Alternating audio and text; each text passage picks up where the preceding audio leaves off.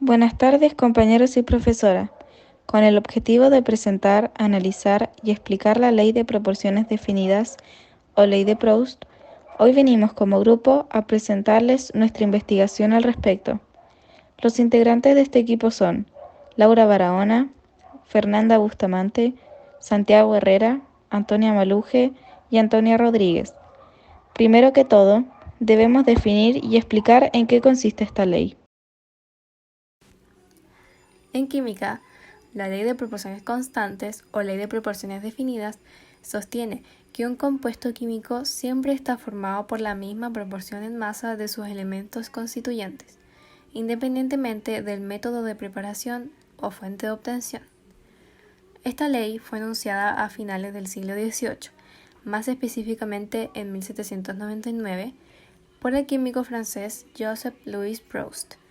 De este último viene el nombre de ley de Proust, otro nombre por el cual se conoce esta ley, y la siguió desarrollando durante principios del siglo XIX. Junto a la ley de las proporciones múltiples del químico británico John Dalton, constituyen las dos leyes básicas de la estequiometría. Pero esa ley la explicaremos en otra ocasión. Por ahora nos interesa solamente la ley de Proust, la cual consiste en resumidas palabras en que cuando estos elementos se combinan, la relación de masa entre estos debe ser constante. Fundamentalmente, la ley de las proporciones constantes se debe al hecho de que un determinado elemento siempre está formado por el mismo tipo de átomos. Por ejemplo, un átomo de oxígeno siempre es un átomo de oxígeno con el mismo peso atómico. Pongamos un ejercicio de ejemplo. En este caso tenemos al carbono con el oxígeno, que al reaccionar forman monóxido de carbono.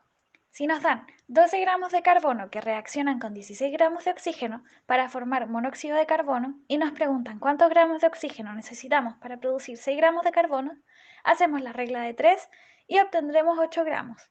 Para comprobar que se cumple la ley de proporciones definidas, se dividen los reactivos en ambos casos y debería dar el mismo resultado. Entonces, primero dividimos 12 entre 16 y también 6 entre 8. Como vemos, en ambos casos el resultado de la constante es 0,75, lo que quiere decir que la ley se cumple. Para demostrar esta ley, creamos un modelo explicativo con los siguientes materiales: una base de poliestireno expandido o plumavit, unos palitos de cóctel y plasticina. El propósito de esta maqueta es mostrar que, si la materia está formada por átomos, la masa de sus productos será la masa de los reactivos. En la primera fila, representamos los reactivos de tal manera que, si tengo 4A reaccionando con 4B, voy a obtener 2AB. En la segunda fila vemos un caso diferente, ya que tenemos 4A y 6B, siempre para que se mantenga la ley. En este caso se van a formar 2AB y nos va a sobrar 2B. Si tenemos 8A y 4B, como en el caso de la última fila, siempre se van a formar las mismas unidades de AB. En este caso, 2AB y nos va a sobrar 4A. Entonces, se llama ley porque siempre se debe cumplir, independientemente de las cantidades que tenga. Siempre se mantiene esa proporción. Sin embargo, si se mezclan cantidades que no son equivalentes, me van a sobrar átomos. Esta ley también se presenta en la vida cotidiana, como por ejemplo cuando hacemos algo tan simple como un queque.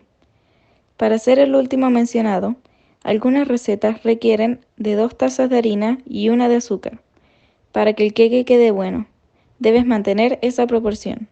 Por ejemplo, digamos que harina es HA y azúcar es AZ.